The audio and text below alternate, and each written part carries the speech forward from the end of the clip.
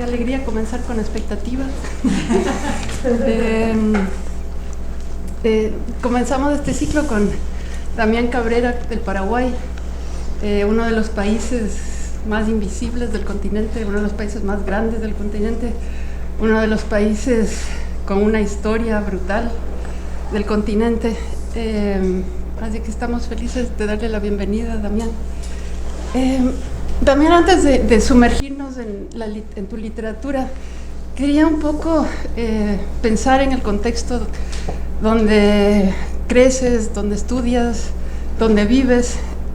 Y tú naces 5 años antes de la caída del régimen de Stroessner, la dictadura más larga del continente americano, 35 años. Tu pueblo, Mingaguazú, donde creciste, hasta el año 90 se llama Colonia Presidente Stroessner.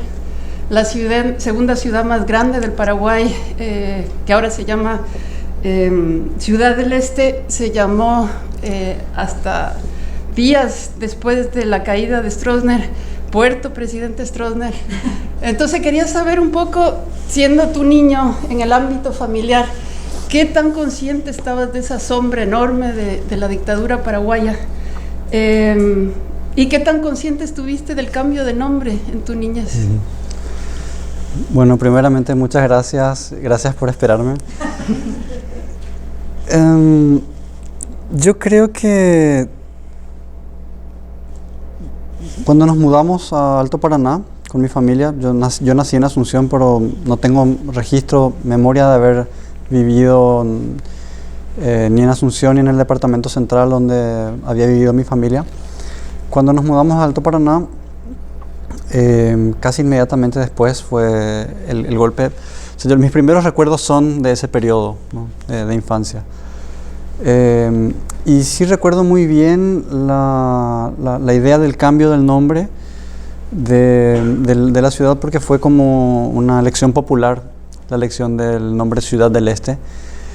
Entonces creo que hubo una terna entre otros nombres y ganó el nombre de Ciudad del Este, que yo suelo decir que me gusta mucho, porque a diferencia de los nombres que fueron predominantes durante la dictadura, que eran nombres que elogiaban o hacían loas a militares o a políticos, era un nombre vacío que es una mera referencia geográfica, Ciudad del Este. Entonces para mí hay belleza en ese nombre. Y por otro lado, el presidente que asume el poder después del golpe, que es Andrés Rodríguez, tenía el apellido de mi mamá, que su primer apellido es Rodríguez. Entonces sonaba como la idea de esos nombres flotando ahí alrededor. También el 89 es el primer año al que yo voy a la escuela a hacer el primer grado, porque no había preescolar en mi barrio, en la zona, y duré un día en la escuela, porque que fue un mes después del golpe, el primer día de clases. ¿Se cerró? No se cierra, pero la profesora me pega el primer día de clases, porque creo que yo estaba muy contento. Yo era muy precoz en ese sentido, quería iniciarme en la vida escolar muy temprano, y ninguna escuela me aceptaba, ¿no? Y finalmente logré entrar a esta escuela, no teniendo la edad suficiente para ir al primer grado, pero me dejaron entrar. Y yo estaba muy contento porque los pupitres tenían unos cajones, y yo estaba contento con todo, con el mobiliario escolar, con el pizarrón, con los cuadernos, con todo. Y decidí guardar mis cuadernos después de unas tareas súper aburridas que no tenían nada que ver con lo que yo imaginaba que era la escuela, obviamente, ¿verdad? A la hora del recreo guardé mis cuadernos en el cajón del pupitre. Y por esa tontería de guardar el cuaderno en el cajón y no en la mochila para salir a jugar al receso, la profesora me pegó. Y obviamente yo lloré y fue un escándalo. Tuvieron que llamar a mi mamá, y al final la excusa fue que yo era demasiado joven para ir a la escuela. No que en realidad había un comportamiento violento, agresivo. Entonces se me quedó grabada en la memoria la idea de esas fechas que coincidieron, digamos, el trauma que pudo representar la apertura democrática, en realidad, que no fue reapertura, la apertura democrática coincidió con ese trauma escolar también y del aprendizaje de la lectura de alguna manera, ¿verdad? Además, un año después, porque bueno, yo decidí que ya no quería ir a la escuela, después de años de insistencia, ese primer día fue suficiente como para abandonar cualquier deseo. Pero el año siguiente le proponen a una tía que me vaya a vivir con ella para poder ir a una escuela preescolar que tenía el preescolar. Entonces también fue un movimiento abrupto en 1990 tener que abandonar a mi familia para poder ir a estudiar a una escuela. En Ciudad del Este, además, no estamos hablando de una ciudad del interior, pero eran años duros igual, ¿verdad? Y la educación, obviamente, para la dictadura no había sido una prioridad. Así que pasé un año en el 90 con una tía, lejos de mi mamá, viéndola los fines de semana. Y al año siguiente ya nos mudamos a Mingaguazú, que había sido la colonia Puerto Presidente Stroessner, ¿verdad? Y ahí, que son los años de esa transición larga, donde siguió gobernando el Partido Colorado, el mismo partido de Stroessner, son años donde comienzan a intentar cambiar cosas, ¿no? En términos de lo público, de la educación, de las televisiones, y tú estás viviendo en la triple frontera. Sí. Me pregunto qué tan, pensando desde el Paraguay, ¿no? Brasil y Argentina se vuelven unos imperios. ¿Qué tanta influencia tenía el portugués, el español de Argentina, en términos no solo de la vida diaria, sino de la cultura de masas, ¿no? La música. Yo recuerdo que la radio en Paraguay estaba completamente copada por estaciones argentinas y brasileñas y música, ¿no? Mucho más que el inglés. Sí. Era una diferencia muy marcada con el resto de América Latina. Y cuando te das cuenta que o comienzas a hablar ya portugués, o cuando te das cuenta que ese idioma queda del otro lado de la frontera. Creo que fue a los 4 años, porque los canales de aire paraguayos no llegaban a Ciudad del Este, pero los canales de aire brasileños sí llegaban. Por otro lado, los canales de aire paraguayos, que de repente uno tenía que mover las antenas y encontrar alguna señal, no tenían programación infantil, y los canales brasileños sí tenían programación, y los argentinos también tenían programación infantil. Entonces yo crecí viendo todos los dibujos animados de los años 80 en portugués a través de la televisión. Y obviamente eso es la mejor herramienta colonial que puede existir, ¿verdad? En términos lingüísticos también. Y me di cuenta a los 4 años de que había unos descalces lingüísticos en mi entorno y en mi familia en particular. Porque mis padres eran guaraní hablantes, ellos conversaban entre ellos en guaraní, pero se produjo una ruptura generacional y con sus hijos, mi hermano y yo, ellos hablaban en castellano, pero yo consumía televisión en portugués y me di cuenta de que pensaba en portugués, además. Pensaba en portugués, hablaba un castellano paraguayo y no podía acceder a esa lengua que era la lengua de mis padres, que era el guaraní, a la que accedí mucho después, porque ellos, creo que nunca pudimos sostener una conversación en guaraní con mis padres, yo al menos, ¿verdad? Es como una división muy fuerte. ¿Y el guaraní cómo llegó a ti? Y bueno, era constante, estaba presente en mi familia porque tanto mi familia paterna como materna era guaraní hablante.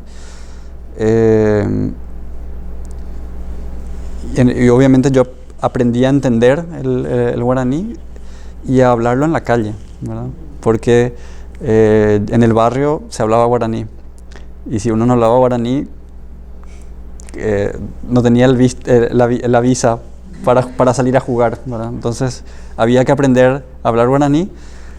Obviamente mi acento en guaraní era terrible y se burlaban de mí porque mi acento castellano paraguayo era demasiado fuerte y mis conjugaciones eran inexactas. Pero creo que de cualquier manera tuve una buena profesora de guaraní en el colegio y me alfabeticé en guaraní después. Y fue interesante porque tuve una correcta alfabetización en guaraní, puedo leer perfectamente, puedo conjugar perfectamente las oraciones, los tiempos verbales. Mi léxico posiblemente sea mucho más pobre. Pero tuve, digamos, una experiencia con el guaraní en la escuela también, en la formación secundaria, sobre todo, en la educación secundaria. ¿Y eso cambió algo desde la caída de Stroessner para la enseñanza en los colegios, el guaraní? Sí, porque comenzó a instalarse una política de enseñanza justamente de la lengua, pero que siempre fue una aproximación que yo creo que es incorrecta, ¿no? Porque lo que la gente yo creo que necesitaba era empoderarse en la lengua guaraní, y finalmente lo que pasó a enseñarse en las escuelas es una gramática de la lengua guaraní. Y gramática de la lengua guaraní con neologismos para referirse a categorías léxicas, por ejemplo. Y uno perdía 3 años de la educación aprendiendo cómo se dice sustantivo, cómo se dice verbo, cómo se dice complemento circunstancial de tiempo, cómo se dice lexema, morfema, pero no se concentraba en poder construir un discurso y sostener un discurso en guaraní, ya sea hablado o escrito, ¿no? En mi caso fue excepcional porque la profesora insistía en que pudiésemos leer en guaraní y escribir en guaraní, más que aprender todas las categorías léxicas con esos vocablos que además cambiaban de nombre de acuerdo a cada autor, ¿verdad? Cada autor salía con su libro de la gramática de la lengua guaraní, que esta sí es la verdadera, ¿verdad? Y que se inventaba un montón de neologismos para categorías léxicas, para funciones, que me parece que es una pérdida del foco más que del esfuerzo. En todo caso, eso podría ser importante para un estadio más avanzado del estudio de una lengua, pero no para un estadio que necesita del fortalecimiento en el uso de la lengua.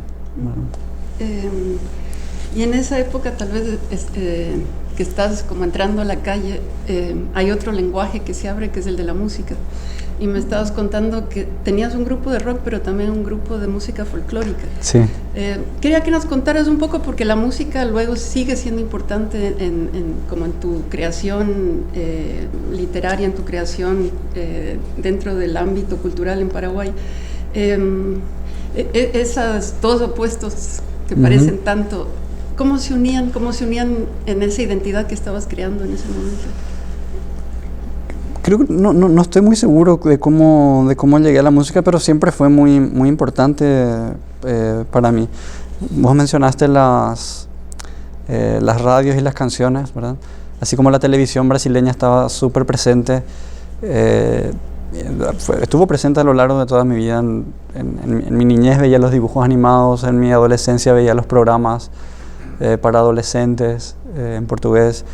De grande ya veía los programas de entrevistas de los geniales entrevistadores brasileños y escuchaba muchísima música brasileña, sobre todo de una generación de músicos del rock brasileño que fue muy importante, Cazuza, Cássia Eller, Renato Russo y Legión Urbana, y era como curioso juntarse también con los amigos en las peñas y cantar las canciones que escuchábamos en la radio, ¿verdad? Entonces creo que fue llegando así, de esa manera, ¿verdad? Siempre tuve como deseos de hacer música, pero nunca tuve disciplina para ser músico, ¿no? Y la banda de rock que se llamaba Itasunu, que duró unos pocos años, creo que era más bien una experiencia lúdica, así de juntarse con los amigos a tocar música por placer, ¿no? Y creo que lo mismo con el conjunto este vocal de música folclórica, que hacíamos unos arreglos vocales quizás inspirados por estos conjuntos vocales argentinos, estos grupos. Pero era música paraguaya. Era música paraguaya sobre todo, pero también siempre nos juntábamos en las peñas y tocábamos zambas argentinas, chacareras también. O sea que estuvo presente siempre la música entre mis amigos, digamos, ¿verdad? Y tienes este momento musical ligado al Brasil en la adolescencia. ¿Qué está pasando con lo que estabas leyendo en ese momento? Sí, como no circulaban libros, en Paraguay no circulan muchos libros, tampoco circulan libros fuera de Paraguay, y en el Alto Paraná era peor la situación. O sea, en Mingaguazú, mi ciudad, hasta ahora no hay una librería. En Ciudad del Este ahora hay un par de librerías, pero había una revistería, ¿no?, que vendía cómics paraguayos y argentinos, manga, cómics, sí, de Iberoamérica en general, historietas y esas cosas, y les llegaban saldos de Argentina. Entonces les venían unas cajas grandotas con los saldos de las librerías argentinas, y yo creo que los libreros de esta revistería no sabían lo que venía en esas cajas tampoco, aunque eran muy buenos lectores ellos, y exhibían todo, y era como el único foco de donde consumir algo de literatura buena, digamos, que no fuera internet, además que ya estaba disponible en aquella época, ¿verdad? Y creo que Cortázar fue muy importante en algún momento. Bolaño también, pero es como lo obvio, ¿verdad? Ahora, pero justo te iba a preguntar porque también Pablo Palacio, por ejemplo. Hay una cosa muy extraña, hay una editorial, la única de tiraje enorme en Ecuador, que se llama Antares, y esa llegaba a Paraguay, y hacían ediciones baratas de la Odisea, de clásicos de Edgar Allan Poe, y mandaban literatura ecuatoriana. Y Pablo Palacio, que era un vanguardista además, que tuvo muy poca circulación fuera de Ecuador, se encontraba en Paraguay y llegó a Ciudad del Este. Sí. Y además yo compraba, empecé a estudiar letras después, y empecé a leer literatura más clásica, digamos. ¿Y eso en la biblioteca de la universidad? Yo compraba los libros, más bien, porque en la biblioteca casi no había libros tampoco. O empezaba a leer en internet. Internet fue como mi gran biblioteca, sigue siendo. Yo soy un gran consumidor, digamos, de textos a través de internet. Pero sí tenía esta necesidad, esta vocación, este deseo, porque yo estudiaba letras, pero no las dinámicas de lectura no eran las mejores, digamos, en la universidad. Entonces yo sentí que en algún momento tuve que hacer un esfuerzo autodidacta por formarme en esas lecturas también, de clásicos europeos, estadounidenses, pero también latinoamericanos en general, ¿verdad? ¿Y de literatura paraguaya qué se leía en ese entonces? Bueno, de literatura paraguaya, Roa Bastos es como la voz más audible y visible, y en tiempos de colegio fue como una lectura muy importante para mí. Creo que fue de hecho la primera novela una de las primeras novelas que yo agarré así, fue Yo el Supremo de Augusto Roa Bastos, cuando tenía 11, 12 años, que obviamente no pude comprender nada de ese libro, pero era como un objeto de deseo para mí, y esa imposibilidad de penetrar en el libro me producía una angustia terrible, pero un deseo impresionante también. ¿Y esa era eran ediciones argentinas? Eran ediciones, una edición paraguaya del lector.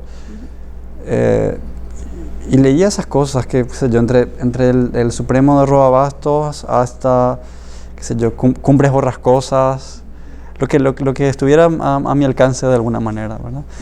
Pero además tenía curiosidad recuerdo sí, algunos libros de poesía fueron importantes para mí también, pero sobre todo los de clásicos latinoamericanos como Altazor, ¿no? De Vicente Huidobro, y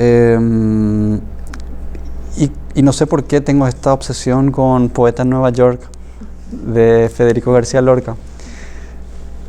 En realidad sé por qué. Resulta que cuando yo leí ese libro, empecé a tener conciencia de lo que era Ciudad del Este como fenómeno urbanístico, pero como espacio sociocultural también y lingüístico. Y en alguna entrevista que le hicieron a Lorca y le preguntaron cuál era la motivación para escribir acerca de Nueva York, y él dice que llega a Nueva York en los años 20, en una ciudad que estaba al borde de una crisis económica muy grande. Era una ciudad conformada por colectividades de inmigrantes de procedencia distinta, en una ciudad que crecía desordenadamente, pero que no tenía mitología común. Y yo dije, esa es la descripción de Ciudad del Este, ¿verdad? Hoy pienso que puede ser la descripción de casi cualquier ciudad latinoamericana, ¿verdad?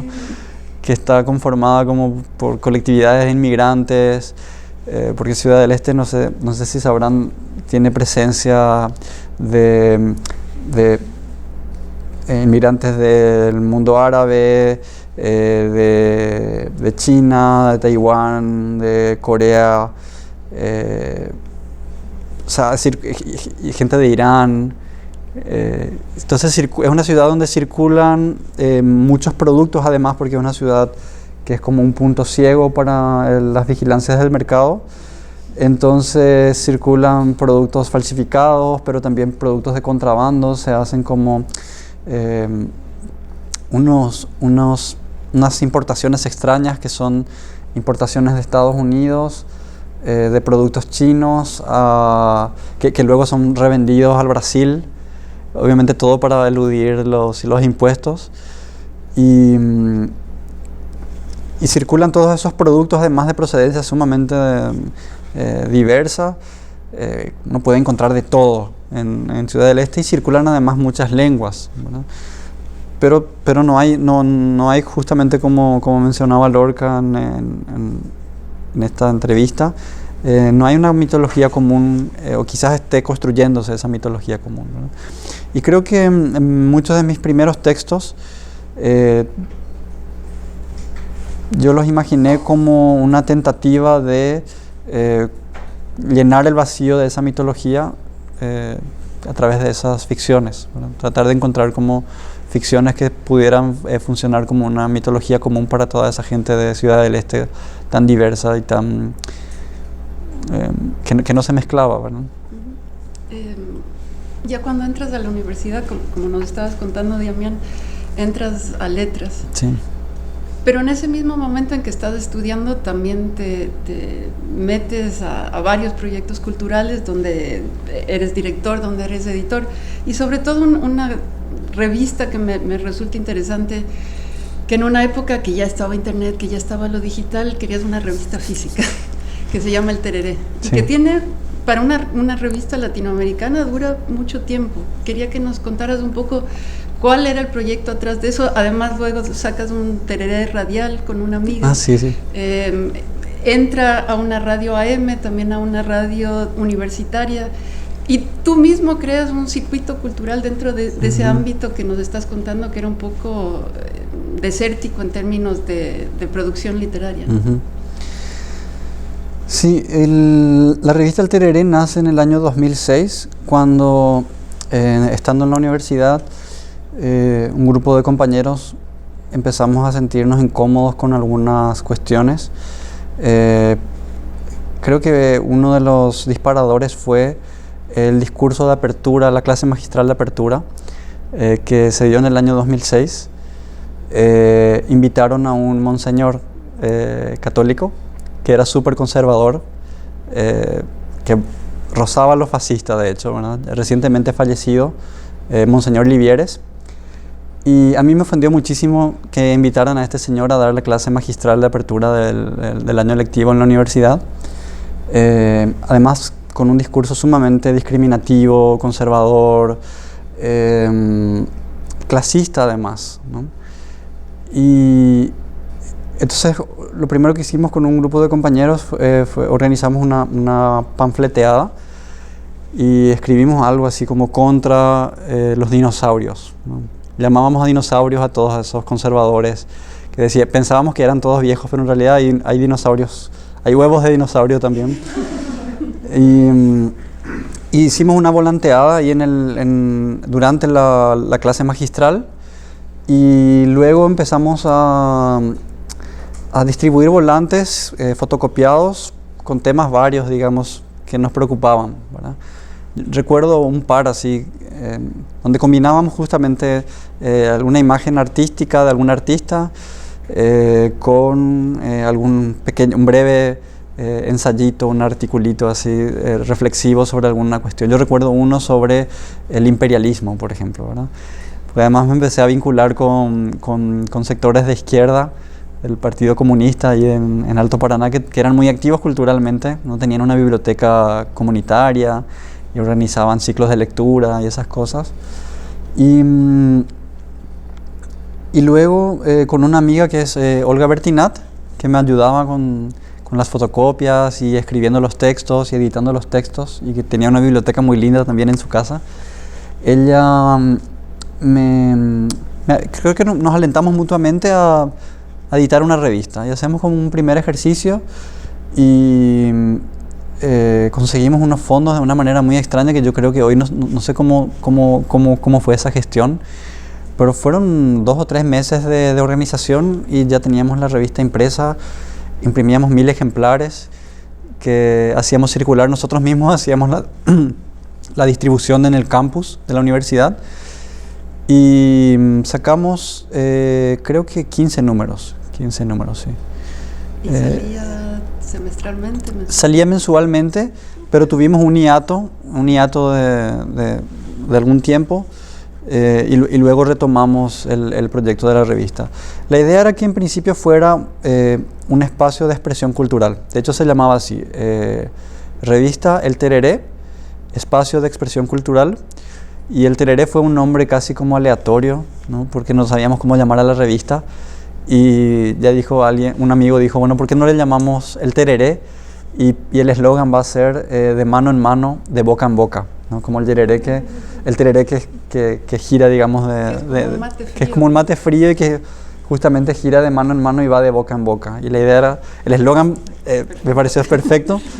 Y además, bueno, el Alto Paraná tiene una historia relacionada con los yerbales también, ¿verdad? Entonces parecía lógico que una revista universitaria literaria que estaba relacionado con Barret también, ¿no? Está relacionado con Rafael Barret y con otros autores que piensan, digamos, el territorio paranaense como territorio yerbatero, ¿verdad? De cultivo de la yerba y de históricas explotaciones también. Y nada, luego vemos la manera de buscar como otros públicos. Comienzan a invitarnos a las radios para hablar acerca de la revista, porque era una revista de filo crítico con respecto al sistema académico, ¿no? Y al modelo académico de nuestra universidad, pero además era una revista de literatura, entonces tenía ese componente interesante. Y como les decía, al principio se pensó como un espacio de expresión en el que cualquiera pudiera publicar lo que fuera, cualquiera que no tuviese espacio en otro sitio, ¿no? Luego, pasado el tiempo, comienzan a invitarnos para hablar acerca de la revista, nos hacen entrevistas y luego ya nos invitan de manera tan periódica que acabamos teniendo un espacio en un programa de radio, recuerdo, que se llamaba El Tereré Radial ya, y luego nos ofrecen la oportunidad de tener nuestro propio programa en la emisora de la universidad, y así se fue manteniendo durante un tiempo. Y ya en la etapa final, en los últimos números de la revista, lo que decidimos fue, bueno, ahora tenemos que hacer un esfuerzo real por profesionalizar un poco más este trabajo. Conseguimos unos mejores fondos para pagar a todas las personas que participaron en el proceso de edición de la revista, desde la diagramación hasta la edición de los textos, la corrección, la escritura de los textos, la ilustración de los textos. Y aparte de remunerar, digamos, ese trabajo de modo a evitar una precarización también del trabajo cultural, buscamos que fueran ediciones más pensadas también. Y lo que nos propusimos fue, en los últimos números, pensar cada número como un espacio de reflexión acerca de la realidad de la Triple Frontera, y en particular del Paraguay con relación a la Triple Frontera. Entonces, casi todos los artículos reflexionan sobre el fenómeno Ciudad del Este, sobre las cuestiones lingüísticas que atañen a ese espacio fronterizo, pero también sobre literaturas que de alguna manera pueden ser una suerte de genealogía de la literatura no alto paranaense, pero sobre el Alto Paraná, y ahí entonces entran los textos de Barrett, los textos de Roa Bastos, textos de otros autores que piensan ese espacio que había sido históricamente selvático y que era denominado de hecho el infierno verde o el laberinto verde, ¿no? El laberinto selvático, y que luego tiene con la construcción de la hidroeléctrica de Itaipú y el avance del monocultivo de la soja, tiene una transición dramática en el paisaje que pasa, digamos, a ser de un infierno verde a un desierto verde, ¿no? Que es el de los cultivos de soja, donde desaparece toda la flora original, ¿no? Y se desertifica en aras del agronegocio, digamos, la región, ¿no? Y es curioso porque son como dos fuerzas que están entre las cuales crece todo lo demás, ¿no? Que es la fuerza de esta ciudad apabullante, multicultural, que es casi como un cultivo de hongos, así como un racimo total, inmenso, y por otro lado la uniformidad del agronegocio, ¿verdad? El desierto del agronegocio, ¿verdad? Entonces son como dos extremos de una misma realidad y de un mismo complejo sociocultural. Y ahí supongo que comenzaste ya a pensar tu libro, ¿no? Que es un libro que tiene mucho que ver con Ciudad del Este, con esa selva que desaparece, con un modo de vida que desaparece o que se esfuma, y donde aparecen personajes de esa ciudad, ¿no? Y quería leer un trocito para que nos contaras un poco cómo armaste el libro, cómo lo pensaste, cómo funciona ese libro. Y el primer cuento se llama Fiebre del Este. Y dice al final del texto: hay un no sé qué que entre dientes sugiere conspiración contra usurpadores, como se escuchan los quejidos de la palabra. Alguien estrangula el reptil, alguien que espera junto a sus patrones rectilíneos, enciende aros malolientes, alguien promueve un ballet de garrotes erectos. ¿A quién cabe criticar esta muerte? Mi abuelo en sueños me dijo que el buey acéfalo no morirá. Me dijo que sus 100 cabezas son invulnerables. Dijo que repartiendo por favores, por supuestos, gracias y de nadas, se preserva su existencia, se promueve generación, y el derecho a sus favores nos es cobrado. Mi abuelo, antes de ahogarse en su sangre, me dijo que nosotros somos sus piojos. Ella nos conduce, y nosotros extendemos el espanto sobre lo que antes se llamaba monte. Y ese me parece un poco que abra el libro y abre a ese espacio donde el monte está desapareciendo, donde los personajes son muy distintos a los personajes que antes habitaban ese espacio. Sí. Además, ahora que reescucho el texto, la serpiente negra es a la que se hace alusión, el boijú en guaraní. La serpiente negra es como la ruta que se abre también. Porque una de las obras importantes, digamos, de la dictadura estronista, fue la construcción de una ruta que uniera Asunción con Ciudad del Este. En realidad no estaba uniendo Asunción con Ciudad del Este, estaba uniendo Paraguay con Brasil, ¿no? Y es una prótesis rutera que sirve para el ingreso de la colonización brasileña, ¿verdad? Y a través de ese proceso de colonización es que se produce un proceso de desertificación también y de destrucción de una escenografía natural, paisajística particular, ¿no? Que es una destrucción dramática. Se destruyen, por ejemplo, los Saltos del Guairá, que fueron las cataratas más grandes del mundo, ¿no? Para la construcción de la hidroeléctrica de Itaipú, que tiene una catarata, pero que es una catarata artificial, ¿no? de ingeniería. Es como el sepultamiento de esa belleza exuberante natural por la modernidad, ¿verdad? Muy sintomático también, ¿verdad? Y bueno, esa ruta viene a ser como la palada inicial para todo el proceso de desertificación. Cuando yo era niño todavía, al costado de la ruta, se veían unos árboles gigantes, enormes, ¿verdad? Como nunca he visto en mi vida árboles tan altos. Y todo el paisaje era súper tupido y todavía uno tenía la suerte, hasta la adolescencia, yo veía muchísimos animales silvestres cerca de la casa o dentro de la casa inclusive en ocasiones. Y es muy, muy loco cómo luego toda esa desertificación corrió como paralela, como estructurada por esa ruta, ¿verdad? O sea, evidentemente fue una ruta que fue abierta para organizar la extensión del espanto, digamos, la extensión de la desertificación. Y fue como... Es invocada por Roa Bastos también, de hecho, en una novela, El Fiscal, también en Hijo de Hombre, toda esa ruta y todo ese desierto, ese proceso de desertificación ecológica, pero también de tortura humana que se vive en ese espacio de frontera, ¿no? Por la fuerza de la deforestación, pero por la fuerza de las formas de producción que comenzaban a instalarse, pero también por la fuerza del colonialismo, un colonialismo que es muy raro, ¿verdad? Que es un colonialismo brasileño, ¿no? Que es el primer colonialismo en Paraguay vendría a ser el hispano, obviamente.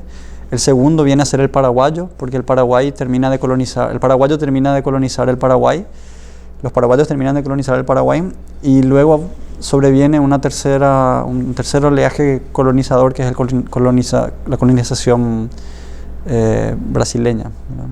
Que persiste hasta hoy, ¿verdad? Y que se va extendiendo, ¿no? Por todo el Paraguay.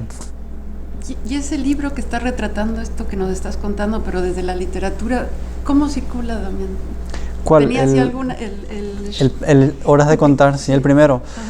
El primero circuló inicialmente en formato libro, no en formato físico. Fue una edición que yo mismo edité, fue una autoedición, desde el diseño de portada hasta la diagramación, y con el auxilio de una profesora, ¿no? Que ya falleció, María Estigarribia, que me apoyó en todo el proceso de escritura de esos textos, y se agotó casi inmediatamente ese libro en Alto Paraná.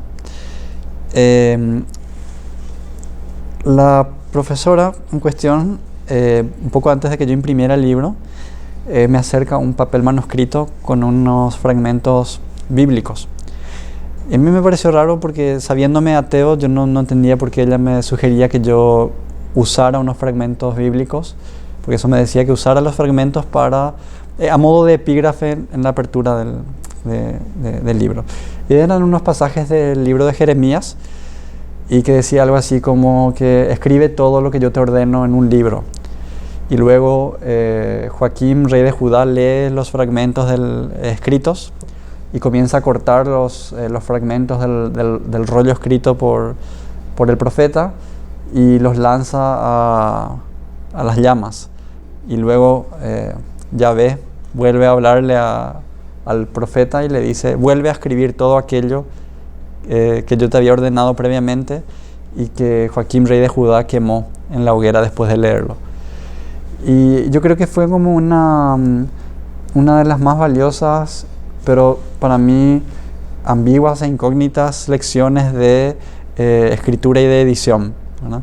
Porque básicamente lo que ella me decía con esos epígrafes era, bueno, este libro llegó hasta aquí, está publicado, en algún momento tenés que reeditar este libro, reescribirlo. Y yo creo que lo que traté de hacer en los últimos años fue esconder ese libro lo más que pude, ¿verdad? Porque como libro primerizo uno no tiene como ese pudor o esa vergüenza. Yo al menos tengo un pudor y una vergüenza. Me da mucho miedo que la gente lea de hecho ese libro. Entonces creo que lo que hice fue no ponerlo más en circulación, no lo reedité más. Y sin embargo yo tenía un blog y subí muchos de los cuentos a ese blog y comenzaron a circular, y de hecho uno de esos cuentos se publicó en Argentina después, y algunos académicos hicieron lecturas de algunos de esos cuentos, para mi vergüenza, pero tal vez inconscientemente, con la idea esa de tu profesora de reescribir, abriste este blog, pienso yo leyéndolo ahora como un espacio de experimentación, porque es un lugar donde en el primer año, que es del 2007, tú lanzas como un mensaje en una botella a los internautas a que lean tus textos y a que los comenten, y a que los destrocen, tú mismo les dices, ¿no? Y varios de los textos que aparecen en ese blog luego se convierten en trozos de tus novelas que luego publicarías. Era una época, si se acuerdan ustedes o los que todavía no tenían conciencia de lo que estaba ocurriendo en el mundo de la literatura para la primera década del siglo XXI, se presagiaba el fin de la literatura en papel, se presagiaba el fin de los libros, se presagiaba que iban a seguir los textos vivos en lo digital, ¿no? Y hay una proliferación enorme de revistas digitales y de blogs. Quería preguntarte ya con la distancia del tiempo, ¿esos 7 años que mantuviste el blog te sirvieron para lecturas de otros, para experimentar, para subir textos que luego los trabajarías más? Sí, yo publicaba esos textos en el blog para extrañeza mía hoy, ¿no? En aquella época la gente leía blogs, ¿no? Y me hice muchísimos amigos de todo el mundo que leían los textos, y yo me metía a sus blogs también, pero sobre todo a gente de Asunción. Comencé a leer a mucha gente de Asunción que yo no conocía, la ciudad de Asunción, y fue justamente a través de los blogs. Y a veces alguien entraba y comentaba, y además estaba el correo ahí, y me decía, leí tu blog y me gustó tal texto, te paso aquí el link de mi blog para que lo leas también. Y así se formaban como redes también de intercambio y de amistad que se mantuvieron durante mucho tiempo. Y muchos de los textos que aparecieron después en Shirú, en mi novela Shirú, en mi última novela She, yo empecé a postearlos en ese blog, y luego los volví a compartir en redes sociales. Algunos se acordarán de una red social pre-Facebook que era Orkut, y en Orkut había como un foro que era de literatura de Paraguay, y también compartía como en ese foro, y luego en Facebook y en Twitter también algunos fragmentos de los textos. Y en algún momento, de hecho, esas plataformas se volvieron espacios principales de escritura, ¿no? Escribir como un posteo para luego descargar ese posteo y reescribirlo y reelaborarlo e imprimirlo, ¿verdad? O sea, se volvió como un espacio dinámico también para experimentar con cosas, ¿verdad? Y a veces con cuestiones multimediales también, ¿verdad?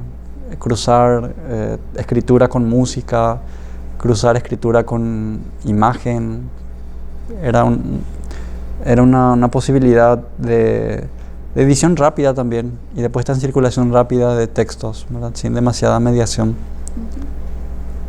Y algo, ahora leyéndolo todo junto, que 7 años se resumen en esta cantidad de papeles. Hay algo que va ocurriendo en tu escritura, quería que reflexionaras un poco con nosotros. En esos primeros textos del 2007, 2008 aparece el yopará en los diálogos de ciertos textos que aparecen. Quería que nos contaras un poco cómo funciona en tu literatura el guaraní, el yopará, y cómo eso, desde la reflexión que tú también haces de lo ensayístico, tú piensas mucho sobre el llamado bilingüismo paraguayo, ¿no? Que en el inicio de un ensayo que se llama Bipolaridades, tú dices que en realidad es falso ese bilingüismo. Quería que nos contaras un poco. Sí. Creo que en la historia de la literatura de Paraguay en general hay como unas fases que son como muy identificables, que tienen que ver con el deseo de incorporar la lengua guaraní en un descalce muy extraño, ¿no? Bartolomé Meliá decía que es raro que una sociedad que se considera guaraní hablante y que parece ser como muy orgullosa de su lengua guaraní, no tenga escritores guaraní que escriban en guaraní, inclusive siendo guaraní hablantes, ¿verdad? O sea, hay como un descalce. La gente puede hablar perfectamente en guaraní, pero no escribir en guaraní. Entonces, hubo episodios, obviamente, en la música popular donde empezó a fusionarse el guaraní con el castellano. Emiliano R. Fernández es un músico popular, pero también mi bisabuelo era músico, era letrista en realidad.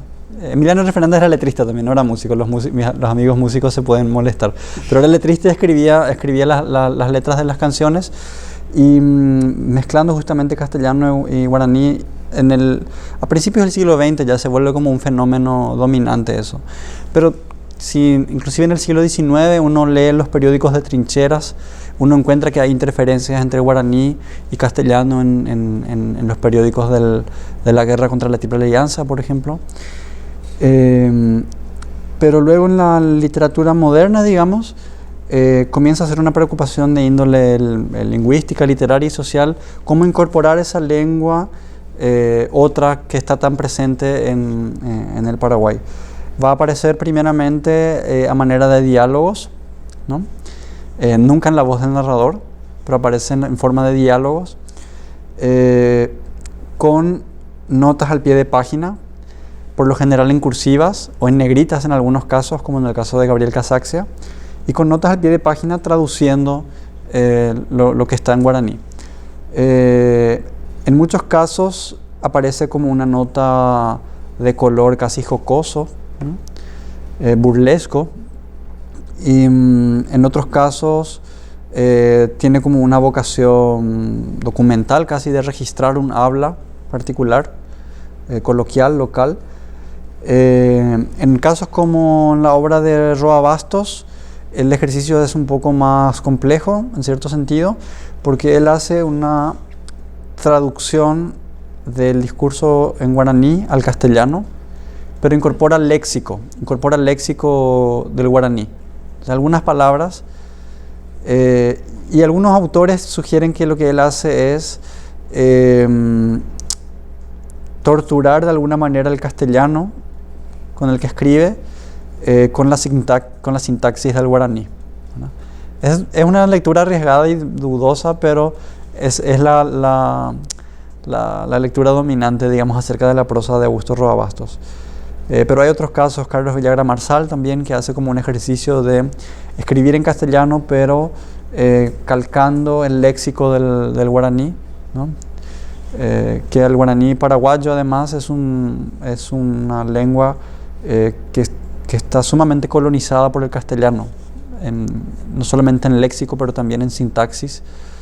Entonces hay como interferencias mutuas, ¿no? Y luego hay un otro momento que yo creo que ya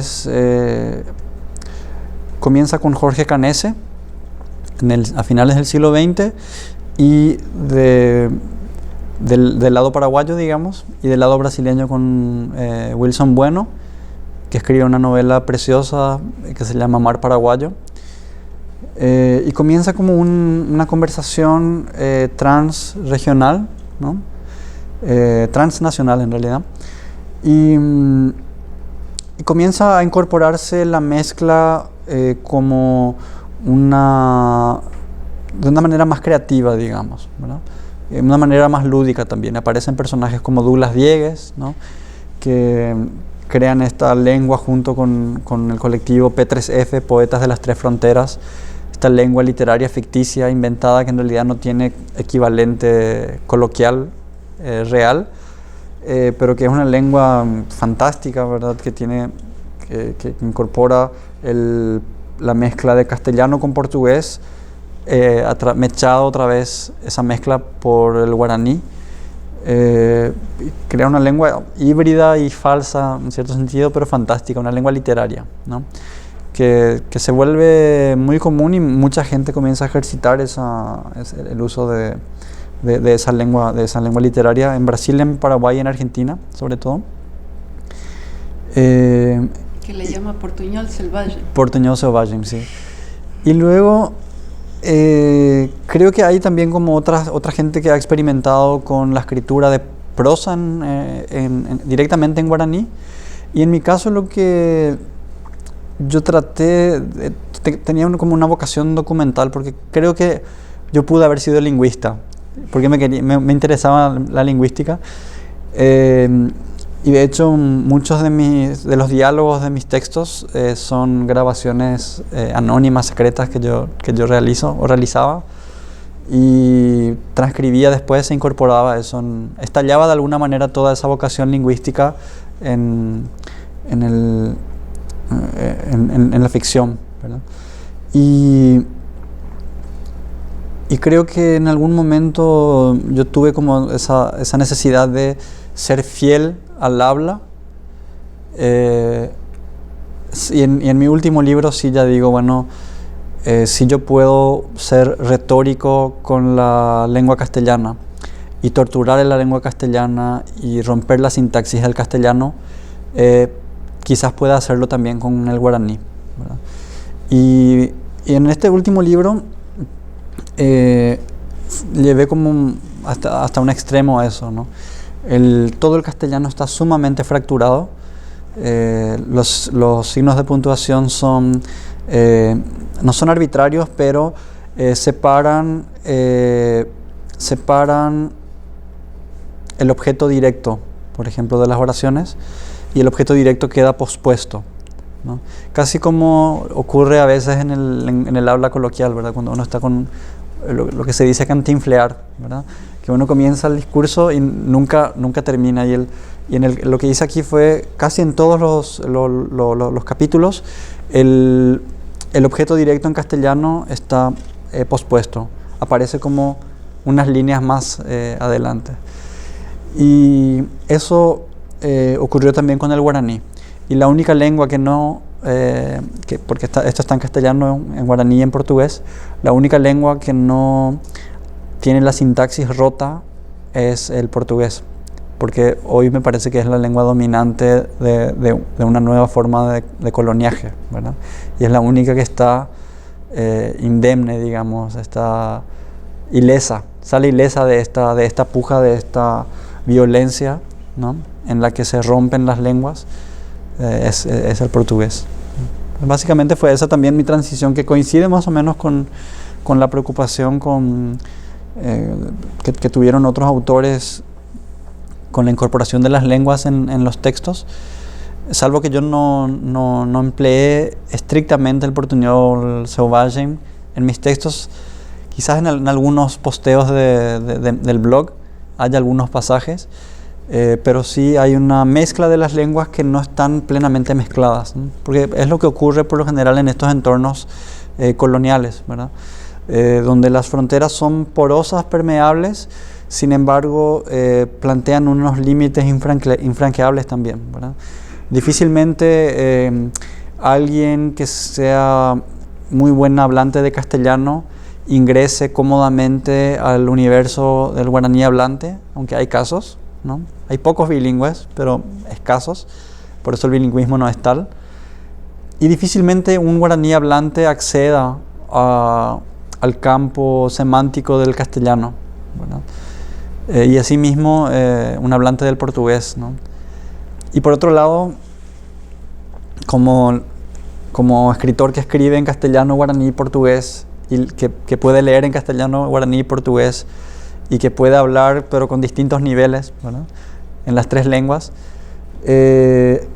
Cuando me enfrenté a la lectura de Mar Paraguayo de Wilson Bueno, que está también escrito en castellano, guaraní y portugués, con una ortografía inventada por él, yo dije, este libro fue escrito para mí, porque yo lo leí en Brasil junto con compañeros brasileños y argentinos, y yo dije, yo soy el único que puede acceder a todo lo que está en guaraní acá.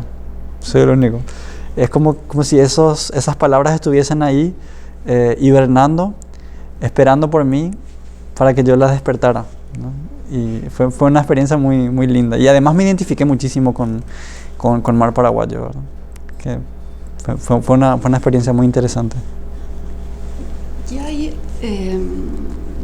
tú que estás en esa frontera con Brasil y que has escrito en estos tres idiomas, en tu segundo libro, que es Shirú, desde el título ya comienza esa ambigüedad del lenguaje de qué lado de la frontera se lee, ¿no? Quería que nos contaras un poco Shirú, qué quiere decir del lado de Paraguay, y Shirú, qué quiere decir del lado brasileño. Sí. Shirú es una palabra portuguesa, pero de origen guaraní. Sin embargo, tiene un equivalente paraguayo que es Sheinu, que tiene una pronunciación casi idéntica, aunque en Paraguay se pronuncia también Shinu, ¿no?, con un acento ligeramente nasal al final. En Paraguay significa mi amigo. Inu es amigo, es como el compañero, el aliado. En el lado brasileño invoca una identidad regional, que es la identidad del sur de Brasil, ¿no?, de los gaúchos y los catarinenses, quizás los paranaenses también, bueno, pero sobre todo los gaúchos del Río Grande do Sul en Brasil. Y también es como un vocativo que implica amistad, compañerismo, complicidad, ¿verdad?, así como en Paraguay. Al cruzar la frontera, los colonos brasileños, que son de procedencia ítalo-germana, mayoritariamente, empiezan a emplear el vocablo Shirú para referirse a los paraguayos, y ahí cambia el sentido. Pasa a nombrar ya no al idéntico, al amigo, sino que pasa a invocar al otro, al opositor cultural, al enemigo, ¿no? Y la palabra entonces, al cruzar la frontera, invoca justamente eso, ¿verdad? Pasa a ser su antónimo, ¿no? Pasa a ser una palabra que significa amigo, pasa a ser enemigo al cruzar la frontera. Es una novela fragmentaria, es una novela que tiene prosa poética, es una novela que usa grafías distintas, es una novela que usa registros distintos, hay mucha invocación a la oralidad, y también es una novela que es, creo, de todos tus libros, la que más has trabajado, que ha ido cambiando con el tiempo, que ha tomado distintas formas, que ha llegado a distintos públicos, y es una novela que comenzaste a construir en tu blog, y tal vez a través de Orkut, con esa conexión ya con Asunción.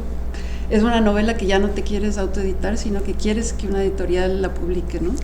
Entonces te vas a Asunción, un poco distribuyes esos manuscritos en distintas manos, y al final la editorial, las ediciones de Laura te dicen, la vamos a hacer, pero necesita 4 años.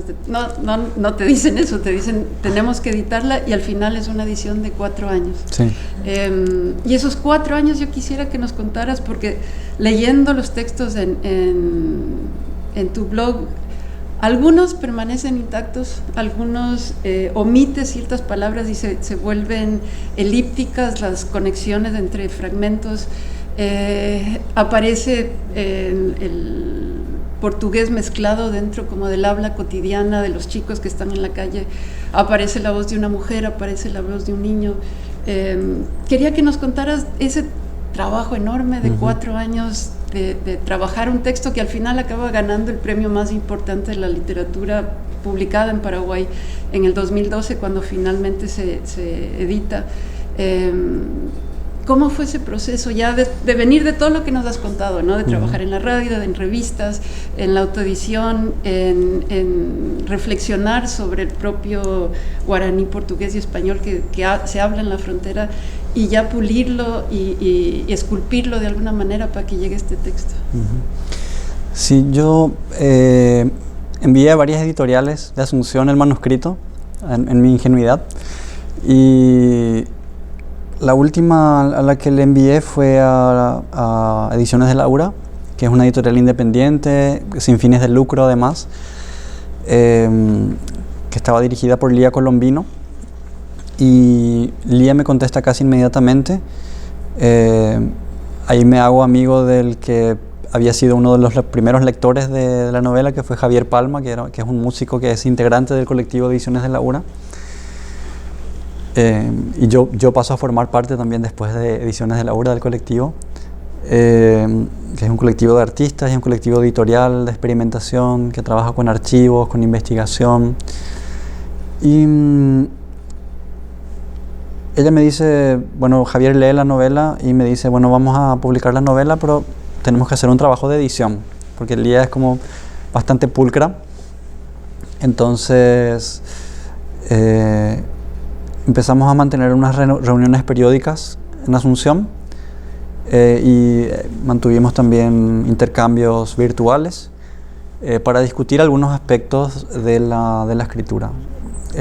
Lía, de hecho, escribe un posteo en un blog también acerca de este proceso de edición, y ella señala justamente una apertura que yo demostré en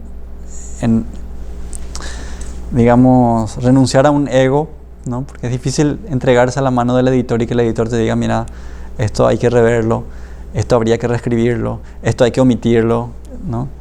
Es difícil, sobre todo cuando alguien tiene mucho cariño, siente mucho cariño frente a lo que escribió, ¿no? Y yo decidí que yo confiaba en Lía. Entonces hay como una entrega también de confianza con el editor, y fueron intercambios muy dilatados, porque había que reescribir muchísimas cosas y luego volver a leer y luego volver a editar.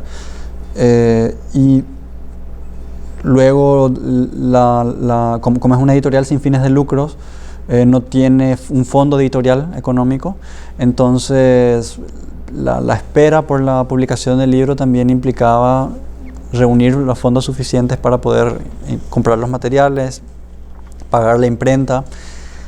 Y se publica en el año 2012, fijamos la fecha de publicación del libro para junio de 2012. Y justo la presentación del libro se da en la fecha o sea, tenía que ser en el día que ocurre la masacre de Curuguatú en Paraguay, que fue una masacre que ocurrió en 2012 en un enfrentamiento entre campesinos y policías. Entonces suspendemos la presentación, pasamos a otra fecha, esperando que se calmen los ánimos un poco, pero cuando en la siguiente fecha ocurre el golpe de Estado que derroca al presidente, entonces no había cómo presentar el libro nuevamente, tuvimos que suspender nuevamente la presentación del libro por segunda vez, y ya lo presentamos un día lunes cualquiera, así como no, hay que presentar y ya. Y igual fue muchísima gente, y yo creo que fue también un poco el boom de esas fechas, ¿no? Asunción vivía un momento particular en el año 2011, que era el año del bicentenario de la independencia. Mucha gente empezó a ocupar espacios públicos, a circular por la calle, había muchas actividades culturales por toda la ciudad, recitales de poesía, Cuando ocurre el golpe, se estrena la película Siete Cajas también, que es una película de Juan Carlos Maneglia y Tana Shembori, que es como una de las películas paraguayas más vistas. Entonces yo creo que había como un deseo de cosas en ese momento, y por eso circula bastante, yo creo, también el libro en ese momento. Se publican muchísimas reseñas que después ya no tuve tanta suerte, pero en aquella ocasión sí, y gana este premio que yo no creo que sea el más importante, pero para mí fue importante en aquel momento.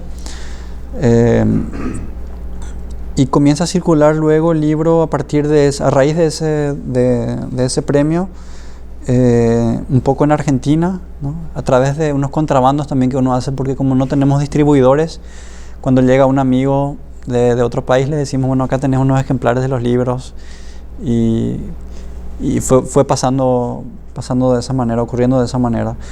Y no estoy seguro de cómo empezó a circular después en Brasil, pero lo cierto es que en el ámbito académico la gente empezó a interesarse por la novela, sobre todo en el contexto de una universidad preciosa que es la UNILA, la Universidad de Integración Latinoamericana, que está en la frontera, en Foz de Iguazú.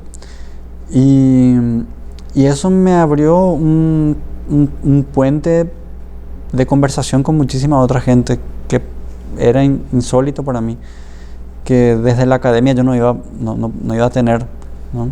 Desde mi formación en letras apenas, ¿no? Desde la literatura fue posible. De hecho, esta conversación fue posible a través de ese libro también, creo, ¿verdad? Damián, tú tienes todo este lado de esta literatura, que yo llegué a Paraguay y pregunté qué se está escribiendo y me dieron tu novela, ¿no? Entonces sí hay esa, y la llevé a Ecuador, se leyó allá, pero también a la vez que tienes toda esta creación literaria, hay todo un interés por la crítica, y creo que Paraguay en muchos sentidos es invisible en ciertos espacios, pero en el cultural lo fue durante muchísimo tiempo.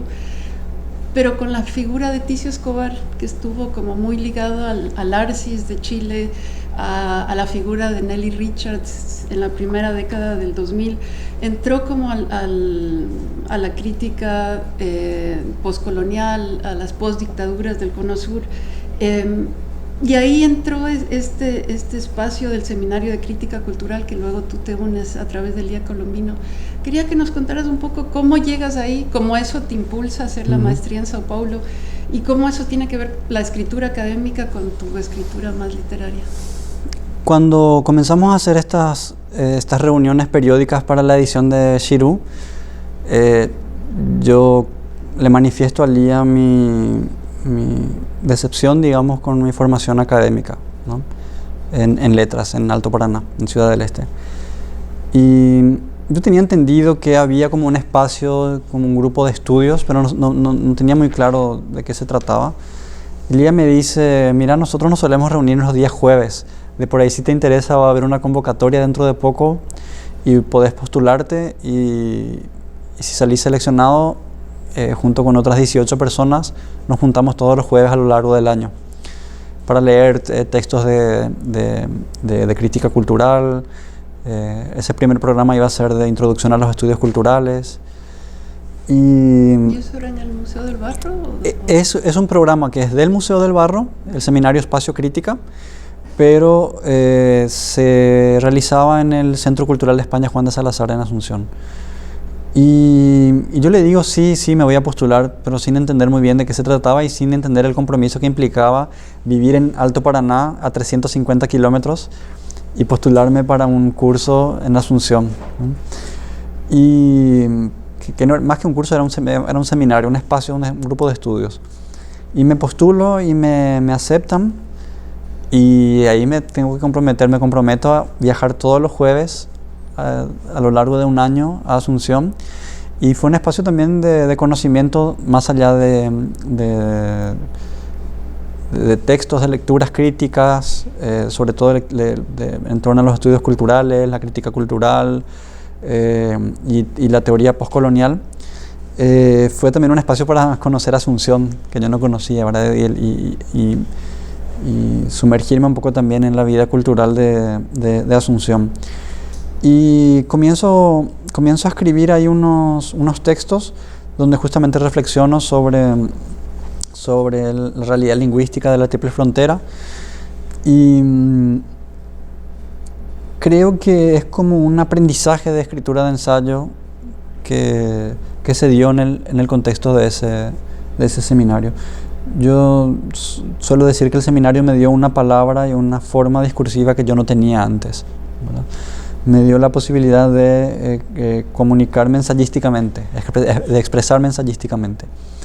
Y que además era un germen quizás que estaba ya en los artículos de la revista que editábamos y en algunos pasajes medio reflexivos de las novelas, pero ahí como comienzo a trabajar eso con insistencia. Y como comencé a trabajar casi por accidente en un espacio de arte que es la Fundación Migliorisi, un día que se organiza una exposición de Feliciano Centurión en el Museo del Barro, le piden al curador, que era Fernando Davis, que escribiera un artículo para un periódico sobre la exposición, y él dice: como yo, que soy el curador, voy a escribir un artículo sobre la exposición, que la escriba Damián, dijo. Y medio por accidente y escribí una reseña sobre esa exposición, y casi enseguida empezaron a llamarme otros artistas para que reseñara sus exposiciones, y después empezaron a pedirme textos de sala, y después empezaron a pedirme curadurías, y yo no tengo formación en artes, y fue casi como un accidente, pero que seguí insistiendo, digamos, en el accidente, ¿verdad? Y sí tengo una prosa ensayística que fue muy prolífica. Yo creo que en cierto punto abandoné, de hecho, un poco la escritura de ficción por este placer y este deseo que me producía la lectura de teoría, ¿no? Leer textos teóricos, que además de estos autores postcoloniales, pero el propio Derrida, que a mí me fascinaba mucho, yo creo que lo leía de una manera que Lía me había sugerido, ¿verdad? Y que a su vez era una sugerencia de Ticio, ¿verdad? Porque cuando Lía se enfrentaba a la lectura de ciertos textos, decía: bueno, a ver, yo acá hay cosas que no entiendo, le decía a Ticio. Y Ticio le decía: pero qué optimista, qué exigente, ¿no? Entenderlo todo. Y ahí le decía a Ticio: mira, Lía, vos lees poesía. Y Lía le dice: sí, yo leo poesía. Entonces trata de leer los textos como si leyeras poesía. Y ese mismo consejo Lía me lo transfiere a mí, y empiezo yo a gozar, digamos, la lectura de esos textos teóricos, y ese goce de la lectura se transfiere luego a la escritura de ensayos también. Y ese goce que también te lleva a enseñar escritura, ¿no? Porque algo que haces últimamente, y también con Lía, pero también solo, son talleres literarios, sí, en línea y presenciales también, ¿no? Sí, talleres en línea tuvimos durante un tiempo con Lía Colombino, un taller Abra Palabra, que es de Lía Colombino, y luego yo tuve unos talleres en Alto Paraná antes de mudarme a Asunción, pero también unos espacios de escritura donde me juntaba con amigos a leer y a escribir. Uno de ellos era el Espacio para el Goce Escritural, se llamaba de hecho. Y luego unos talleres de escritura que di ahí en Alto Paraná, y cuando me mudé a Asunción empecé a ofrecer también talleres de escritura. Y hoy estoy enseñando escritura en la universidad, de hecho. Tengo un taller de narrativa ¿en la Nacional? En una universidad privada, que es en la carrera de cine, y enseño literatura paraguaya también ahí, y enseño escritura académica en la Universidad Nacional y en esa universidad privada también. Y ahí lo último, un poco para cerrar, no escribes solo textos literarios y ensayísticos, sino que también estás trabajando en teatro, y no solo trabajando la escritura, sino la dirección, la composición de música, un poco el performance del teatro. Quería que nos cerrara un poco esta charla contigo con ese otro tipo de escritura que es la dramaturgia. Sí, yo creo que desde muy temprano, ya en el colegio, empecé a escribir unos guiones de teatro que por bello accidente me dejaban poner en escena en los festivales escolares, ¿verdad? Entonces yo escribía los guiones y mis compañeros actuaban en las obras. Y cuando en el 2004 entro a la carrera de letras, la profesora esta María Estigarribia, que fue mi tutora durante muchos años, ella me recomienda que vaya un día a la biblioteca municipal de Ciudad del Este en el Día del Libro. Y yo digo, pero ¿para qué voy a ir al Día del Libro, a una fiesta oficial, a una biblioteca pública, ¿verdad? Y ella me dice, sí, anda vos y de repente haces amigos ahí, me dice. Y voy a la biblioteca y se me acerca una chica muy rara, que estaba con un vestido verde y unos collares indígenas, y comienza a hablar sobre arte abstracto y sobre poetas surrealistas y sobre poetas malditos. Y yo digo, pero ¿quién es esta chica tan interesante? Y me acerco a la chica y le pregunto si era actriz, y me dice por supuesto que sí. Pero actuaba también en obras escolares y esas cosas, en obras en la universidad. Y comenzamos a hacernos amigos, a frecuentarnos bastante. Nos juntamos a leer en la biblioteca, de hecho, municipal. Agarramos un libro al azar y nos ponemos a leer. Y luego empezamos a escribir guiones de teatro también. Escribimos varios guiones de teatro y ensayamos varios de estos guiones, pero nunca pudimos llevarlos a escena por una impericia logística y escasez de recursos también. Hasta que un día ella me dice, mira, tengo este guión, es de un español, es un monólogo, así que no vamos a necesitar otros actores. Yo ya me aprendí el guión, ya me sé todo el parlamento y vamos a hacer esta obra. Yo le digo, bueno, vamos a hacer. Y entonces empezamos a diseñar el vestuario, la escenografía, la iluminación, la música. Yo hago una adaptación del guión al castellano paraguayo y llevamos la obra de escena y la presentamos no muchas veces, pero fue como un ejercicio, digamos, de insistir en presentar la obra. Pero fue como un trabajo profesional, digamos, semiprofesional para nuestros estándares al menos. Y luego ella, a partir de esa misma experiencia y de la dinámica de trabajo que tuvimos, ella de hecho hace una versión de Shirú dramática, que fue muy interesante y que se presentó en Brasil. ¿Y se presentó en Paraguay también? No, en Paraguay no, solo en Brasil, en la Feria del Libro de Foz de Iguazú. Uh-huh. Y algo que se me había quedado también es, tú tienes otra novela que al final nunca la publicaste, sino que fuiste subiendo a tu blog, y Felicita Cartonera publica un fragmento en estas ediciones cartoneras que circula por Ciudad del Este, un poco por Asunción. Y es una novela que se llama Wanderlust y está situada en una Ciudad del Este post-apocalíptica, ¿no? Y es un poco, quería preguntarte si eso te llevó a indagar un poco en el mundo de la ciencia ficción y empatar eso ya, ahora sí para cerrar, sí, con la escritura de cine también. Uh-huh. Sí, sí, es una novela que creo que yo no la trabajé demasiado, ¿no? Que fue casi como un ejercicio, más que una novela, un ejercicio, ¿no? Y tenía como esta curiosidad porque en realidad me interesaba el cine de ciencia ficción, sobre todo el contemporáneo, ¿no? Creo que hay algunas películas que son muy interesantes, que reflexionan sobre el lenguaje, inclusive. ¿Y eso circulaba en DVDs? ¿Había salas de cine? En DVDs piratas, truchos, ¿verdad?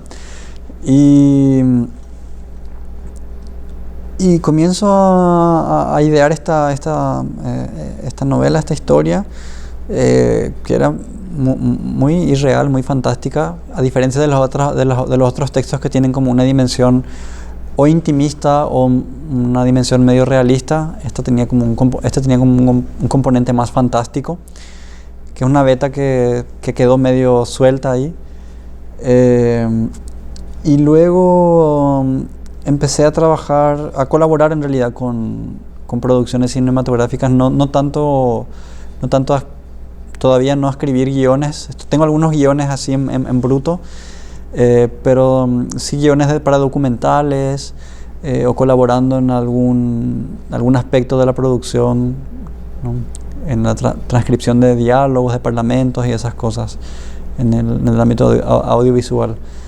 ¿Qué trabajas con las herederas? Es una colaboración en realidad para transcripciones y para algunos proyectos que presentaron para la obtención de fondos. ¿Sí? Y ahora estás en una última novela de lo que sé, ¿no? Estoy en una novela que estoy trabajando ya hace varios años que se llama, ya tiene nombre, ya tiene final, se llama Islandia, que creo que la abandoné para hacer mi tesis de maestría, justamente.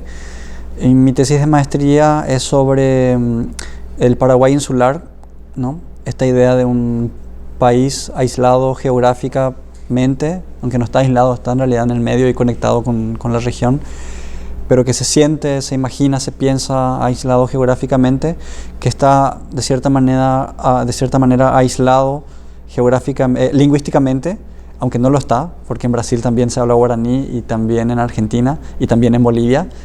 Entonces son como unas ilusiones de aislamiento, pero sí hay un sentido de invisibilidad y hay como un cerco mediático que rodea a Paraguay. Y yo trabajé esa metáfora del Paraguay insular en mi tesis de maestría y traté de hacer como una genealogía de las representaciones de esa insularidad paraguaya en textos de ficción y en algunos ensayos de autores literarios también, ¿verdad? Y creo que toda esa investigación que hice para la tesis me sirvió para pensar mejor un poco acerca de lo que yo quería hacer con esta novela, que reflexiona un poco sobre estos aislamientos, pero también sobre migraciones, no solo humanas, sino migraciones vegetales, ¿no? Porque los vegetales, como los pájaros, también migran. Migraciones animales, por supuesto, y migraciones minerales también. A partir de una experiencia que tuve de niño, ¿no? Cuando un volcán islandés entró en erupción y en las noticias dijeron que la ceniza volcánica podría llegar hasta América, que quizás llegase a América. Y yo desperté al día siguiente de la erupción y encontré el auto de mi papá cubierto de ceniza. Pudo haber sido ceniza de cualquier cosa, pero para mí era ceniza volcánica. Entonces yo dije que las cenizas de un volcán habían llegado hasta mí, habían migrado hasta mí. Y de alguna manera el nombre, la palabra de esta Islandia, que en islandés y en inglés significan otra cosa, pero que en castellano remiten mucho a esa insularidad, ¿no? La tierra de la isla, el país de la isla. Me pareció que era como una idea interesante para deconstruir un poco también esa insularidad, ¿verdad? Pensar que en realidad estamos muy conectados, ¿verdad? Vos decías ayer que el coronavirus nos dio como una conciencia de lo conectados que estamos, ¿verdad? Sí, así que creo que ahí este punto está bueno para terminar. Sí. Te quería agradecer también. Qué interesante escuchar todo lo que nos contaste. Gracias. Gracias a ustedes. Gracias a vos.